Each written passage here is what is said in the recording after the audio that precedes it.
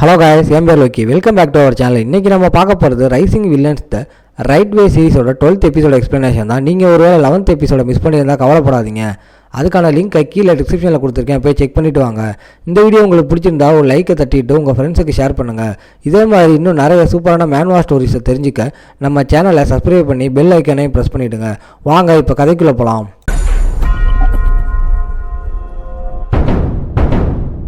இந்த dark fantasy உலகத்தில் பலசாலிங்க கூட சண்டை போடுறதுக்காகவே அலையிற பைத்தியக்காரர்களுக்கு பஞ்சம் இல்லை.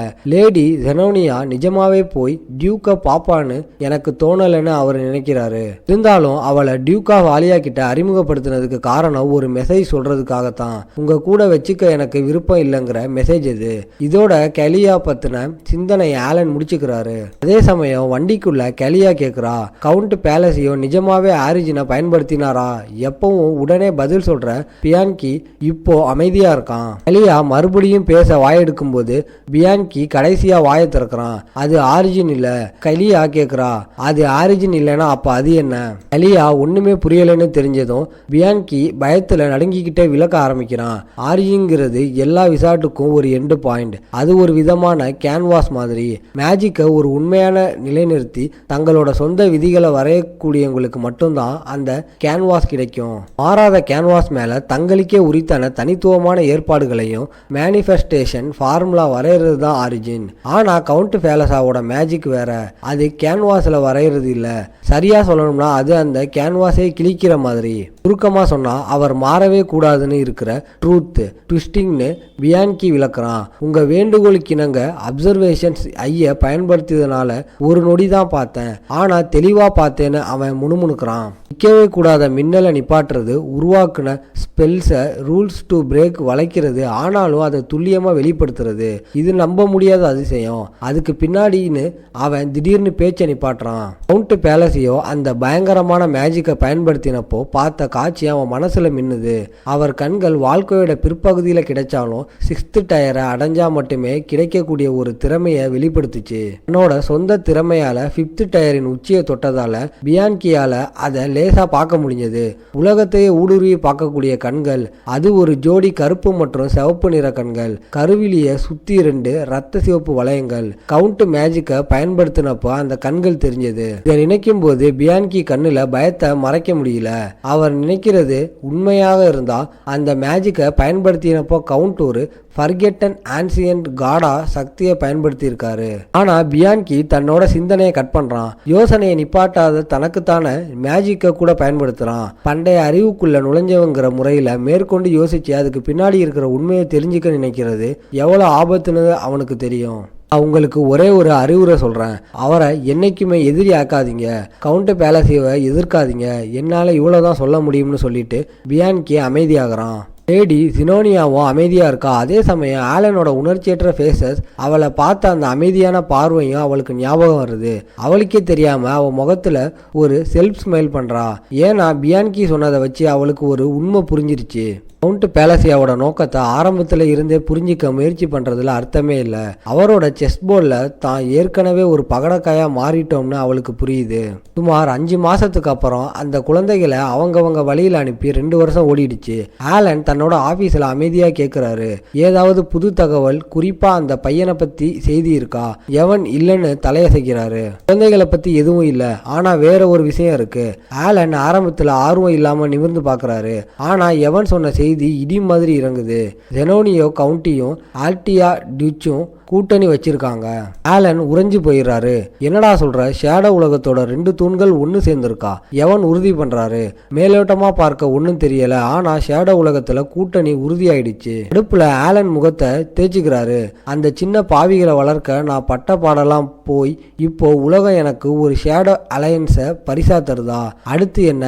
ஆஸ்ட்ரா கிங்டமே அழிய போகுதா? கலைப்பு அவரை கண்ட்ரோல் பண்ணுது. பின்னாலேயே ஒரு பயம் வருது. வாய்ப்பே இல்லை. அன்னைக்கு நான் சொன்னதை கலியா சீரியஸா எடுத்துக்கிட்டதால தானே அவளை டியூக் ஆலியாவை போய் பார்க்க சொன்னது அவருக்கு ஞாபகம் வருது. கூட்டணி வைக்க சொல்லலையே. சும்மா இருங்கப்பா, இது தற்காலிகமா தான் இருக்கும்னு நெத்தியில் அடிச்சுக்கிறாரு. கலியாவோட குணம் குளிர்ச்சியானது, திமிர் பிடிச்சது, விரோதமானது. கூட்டணி சாத்தியமே இல்லை. இருந்தாலும் நான் தயாரா இருக்கணும். ஆலன் ஒரு லெட்டர் எழுத பேனாவை எடுக்கிறாரு. கலியா, நான் பேசுனது கராரா இருந்ததா இல்ல குளிர்ச்சியா இருந்ததா? அது உங்களை அவமானப்படுத்தணும்னு நான் நினைக்கல. ஆலன் அந்த வரியை பார்க்கறாரு. இது சாக்கு போக்கு சொல்ற மாதிரியே இல்லையே.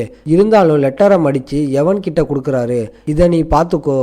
எவன் தலையாட்டிட்டு மிஷினரி கில்டு மூலமா லேடி ஜெனோனியாவுக்கு மெசேஜ் அனுப்புறேன், குழந்தைகளையும் தொடர்ந்து தேடுறேன்னு சொல்றாரு. ஆலன் சேர்ல சாஞ்சி ரிப்போர்ட்ஸை பார்க்கறாரு. ரோடனும் ஜியோலாவும் இப்போ என்ன பண்றாங்கன்னு தெரியலையே. உட்டியா கூட என்ன பண்றான்னு தெரியல. அவர் கண்ணு ஒரு ரத்தக்கரை படிஞ்ச லெட்டர் மேல படுது. அவங்க இடத்தை அடைஞ்சதும் அந்த 2 பேரும் அனுப்புன லெட்டர் அது. ஜியோலா செத்திருக்க மாட்டாளன்னு ஒரு இருண்ட எண்ணம் வருது. அவர் தொடர்ந்து படிக்கிறாரு. அவங்க வழிமுறைகளை பின்பற்றி பரிசை கண்டுபிடிச்சிருந்தா அவங்களுக்கான வாரியர் சிம்பலை அடைஞ்சிருப்பாங்க. ஒருவேளை பாபா யாகா கிட்ட இருந்து தற்செயலா தப்பிச்சிருக்கலாம்.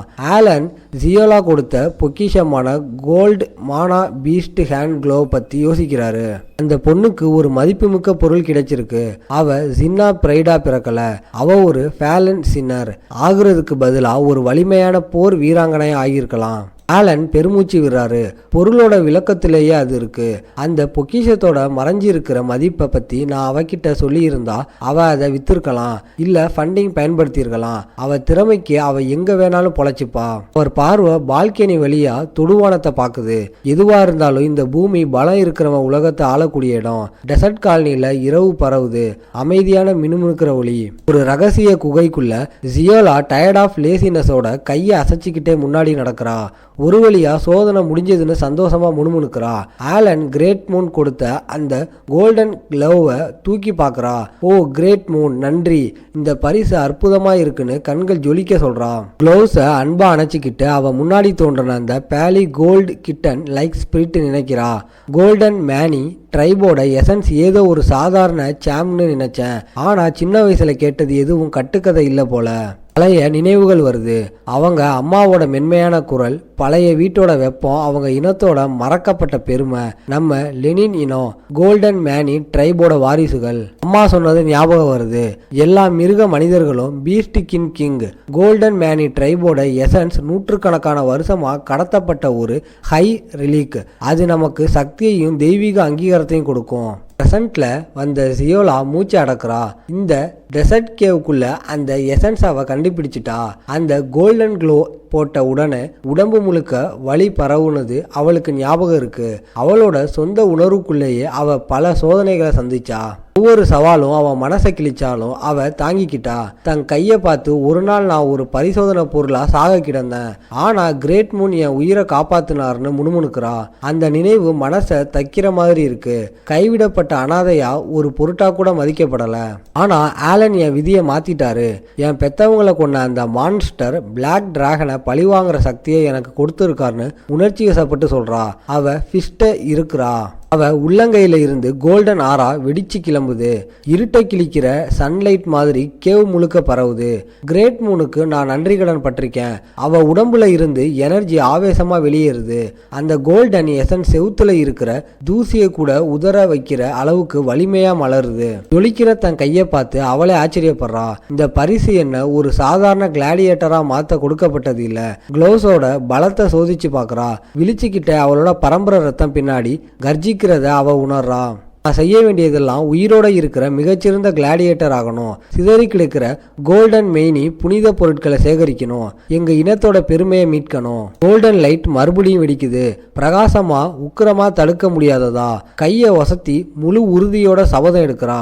நான் அந்த பிளாக் டிராகனை கொல்லுவேன். சில நிமிஷத்துக்கு அப்புறம் அவ குகையை விட்டு வெளியே வரா. அழகான நிலாவை பார்க்கறா.